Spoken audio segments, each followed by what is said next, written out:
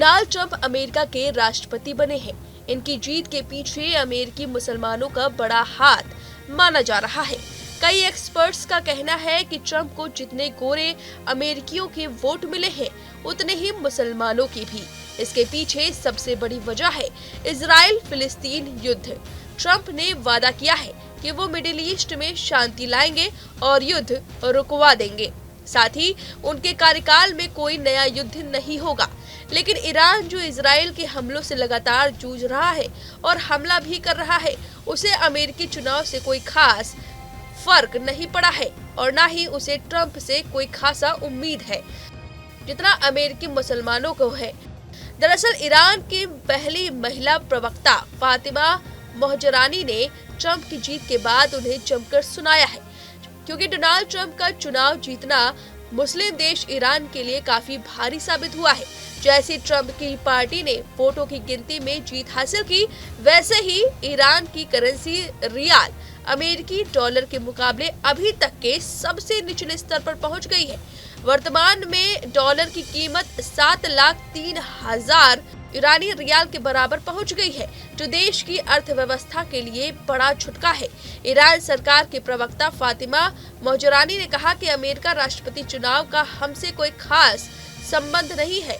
America और Iran की अधिकतर नीतियां पहले से ही तय हैं, जिन पर सत्ता में बैठे लोगों के बदल जाने का कोई बड़ा असर नहीं होगा। हमने पहले से ही जरूर तैयारियां की हुई है। जैसे ही ट्रंप की पार्टी ने वोटों की गिनती में जीत हासिल की, एक तरफ जहां ईरान युद्ध से जूझ रहा है, उसे अर्थव्यवस्था भी झटका दे रही है और अमेरिकी चुनाव से कोई खासा फर्क नहीं पड़ रहा है उसे। ईरान का मानना है कि अमेरिका का रवैया कभी नहीं बदलेगा, चाहे कोई भी उस गद्दी पर बैठे, चाहे बाइडेन हो या डोनाल्ड ट्रंप। अमेरिका की नीति नहीं बदलने वाली है, उन्हें कोई खासा फर्क नहीं पड़ रहा है। वहीं नेतन्याहू बेहद खुश नजर आए डोनाल्ड ट्रंप की जीत पर। उन्होंने बधाई देते हुए कहा कि व्हाइट हाउस में आपकी ऐतिहासिक वापसी अमेरिका के लिए एक नई शुरुआत और इजराइल और अमेरिका के बीच महान गठबंधन के लिए एक शक्तिशाली प्रतिबद्धता प्रदान करती है। यह बहुत बड़ी जीत है। नेतन्याहू को पता है कि गाजा में युद्ध और ईरान से तनाव के बीच ट्रंप उनके साथ खड़े रहेंगे। ट्रंप की जीत नेतन्याहू के लिए कॉन्फिडेंस बूस्टर का काम करेगा। ट्रंप प्रशासन ने ही 2019 में गोलान हाइट्स पर इजराइल की संप्रभुता को मान्यता दी थी।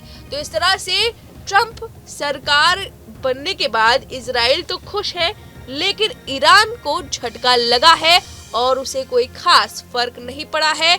इस वजह से पहली महिला प्रवक्ता ने जमकर सुनाया है, कहा है कोई खास फर्क नहीं पड़ता। इस खबर पर आपकी जो भी राय में कमेंट करके जरूर बताएं। न्यूज नेशन अब व्हाट्सएप पर खबरों की ताजा अपडेट के लिए न्यूज नेशन के इस QR कोड को स्कैन करें।